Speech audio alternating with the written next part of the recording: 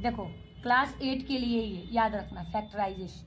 अब देखो फैक्टराइजेशन में हर तरीके का क्वेश्चन आता है, एक ऐसा आएगा एक ऐसा आएगा।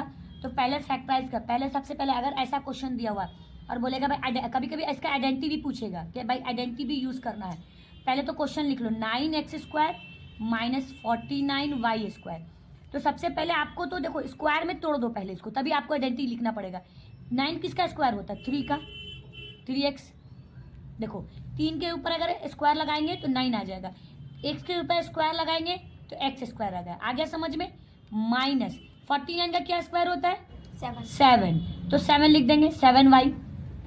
देखो 7 का स्क्वायर हो गया 49, y का स्क्वायर हो गया y। अब तुम ध्यान से देखो ये किसकी आइडेंटिटी बन रही? ये बन रहा है a² माइनस b² इक्वल क्या होता है? a प्लस b और a माइनस b। ये आइडेंटिटी होती है इसकी। अब इसी आइडेंटिटी पर ये पुट कर दीजिए। a आपका क्या है? 3x, तो a की जगह हम लिख देंगे 3x प्लस b आपका क्या है? 7y, तो 7y कर देंगे। फिर a आपका क्या है?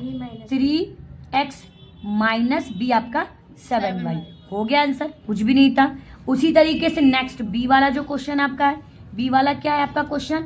100x² minus 81y²। इसको भी पहले तोड़ लो। तो 100 किसका स्क्वायर होता है? 10 का, 10 का होता है। x की जगह x लिख देंगे। अब देखो स्क्वायर 10 का स्क्वायर करोगे 100, x का स्क्वायर करोगे x²। 81 किसका स्क्वायर होता है? 9 का, तो 9 कर देंगे y। अब यहाँ पे देखो 9 का स्क्वायर हो गया 81, y का हो गया y²। देखो ये भी आइडेंटिटी किसका बन रहा है? a² माइनस b² इक्वल होता है a प्लस b और a माइनस b। अब हम लिख सकते हैं ना ऐसे। तो a आपका क्या हो गया? 100x प्लस आपका b क्या हो गया? 9y। उसी तरीके से फिर आपका a हो गया 100x माइनस b हो गया 9y। हो गया आपका ये दो क्वेश्चन सॉल्व हो गया। अब तीसरा क्वेश्चन आपका क्या है? 2x² minus 5x minus 3। ये आपका फैक्टराइज है।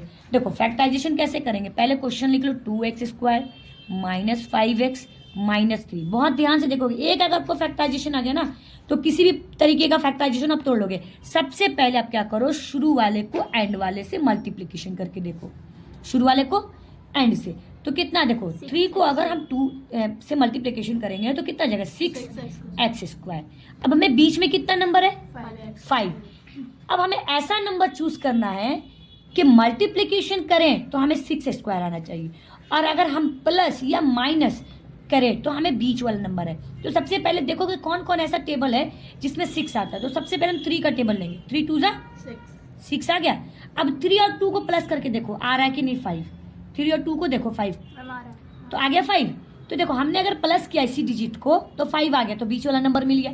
और इसी नंबर को अगर हमने मल्टीप्लीकेशन किया तो हमें 6 मिल गया। तो हम लिख सकते हैं ऐसे 2x² minus 3x minus 2x। अब ध्यान से देखना, हमें माइनस 5x लाना तो इसलिए हम दोनों को माइनस में रखेंगे।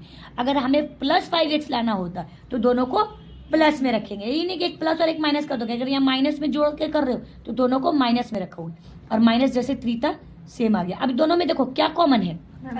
x कॉमन है, क्योंकि 3 दोनों एक टेबल में नहीं आता, सिर्फ x कॉमन, तो x को बाहर ले लो। अब आपका 2 बच गया। इसमें 2x था ऑलरेडी, एक बाहर हो गया तो एक x बच गया, माइनस एक ही x था ऑलरेडी वो बाहर हो गया तो सिर्फ आपका 3 बच गया। सेम चीज उठा के लिख दो 2x माइनस 3। अब देखो इसमें और इसमें डिवाइड कर दो ऐसे। मैं आपको आसान तरीके से इसको छोड़ देना, इसको और इसको, तो x को x कट गया, 2 से 2 भी कट गया, 1 बचा आपका। इसके निशान आगे कौन सा है? माइनस का, तो माइनस लिख देंगे। अब बाहर वाला डिजिट क्या आपका? x माइनस 1, और दोनों में से कोई भी एक लिख लो 2x माइनस 3। हो गया आंसर आपका। अब नेक्स्ट आते हैं, देखो डी वाला जो क्वेश्चन आपका, एक डी का क्वेश्चन आपका 5x² माइनस 13x प्लस 6।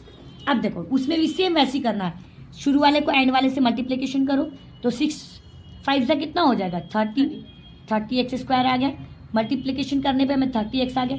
अब कौन ऐसा टेबल है जिसमें 30 आता है? आप चूज करो कौन कौन ऐसा टेबल है। तो 5 का टेबल है, हमें लाना है ना। तो पहले हम देखो हमें लाना है 5x इंटू 2x। तो 5 को अगर 2 से मल्टीप्लीकेशन करेंगे तो कितना आ जाएगा? 30। x को x से क्या? x से। तो देखो हमने इससे मल्टीप्लाई तो मैं तो डिजिट आ गया। अब अगर इसी नंबर को हम 5x में से 2x को माइनस कर दो तो कितने x आपके पास बचेंगे? 30x बचेंगे। 13x है ना, 15 में से अगर 2 से 13 बच जाएगा। अब ध्यान से देखना यहाँ पे 5x² माइनस, यहाँ पे माइनस में है तो हम माइनस वाले को क्या करेंगे? बड़ा रखेंगे। और अगर यहाँ प्लस होता तो इसको प्लस रखते और उसको छोटा। यहाँ पे अब हम यहाँ पे प्लस 2x, देखो 15 को अगर 2 से मल्टीप्लीकेशन करोगे तो 30 आ जाएगा, x को x से करोगे x²। अब 15x में से 2x घटाओगे तो कितने बचेंगे? 13 बचेंगे। लेकिन माइनस वाला बड़ा है तो यहाँ माइनस वाले को बड़ा रखना है। अगर यहाँ प्लस होता तो इसको प्लस और इसको माइनस करते, याद रखना प्लस 6। प्लस माइनस का ध्यान बहुत जरूरी रखना। अब देखो दोनों में क्या कॉमन है? नहीं, और भी कुछ कॉमन है, 5 कॉमन है, 5 ले लेंगे। दोनों में x है तो x में ले लेंगे। एक ही 5 था ऑलरेडी बाहर हो गया, 2x था, 1x बाहर हो गया तो 1x आपका बच गया। माइनस 5 का टेबल हम कितनी बार पढ़े कि 15 आ जाए, 3 टाइम्स तो 3 लिख देंगे। एक ही टेबल था वो बाहर हो गया, एक ही रिश्ता बाहर हो गया।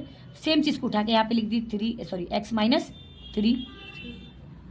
अब यहाँ पे देखो x को x से डिवाइड कर दो, कट गया, क्या बच गया? प्लस। सिर्फ 2 का कौन सा निशान है? प्लस का। तो हमारा आंसर हो जाएगा 5x + 2 और x - 3। ये आपका आंसर हो गया। ठीक है, फैक्टराइजेशन। ओके।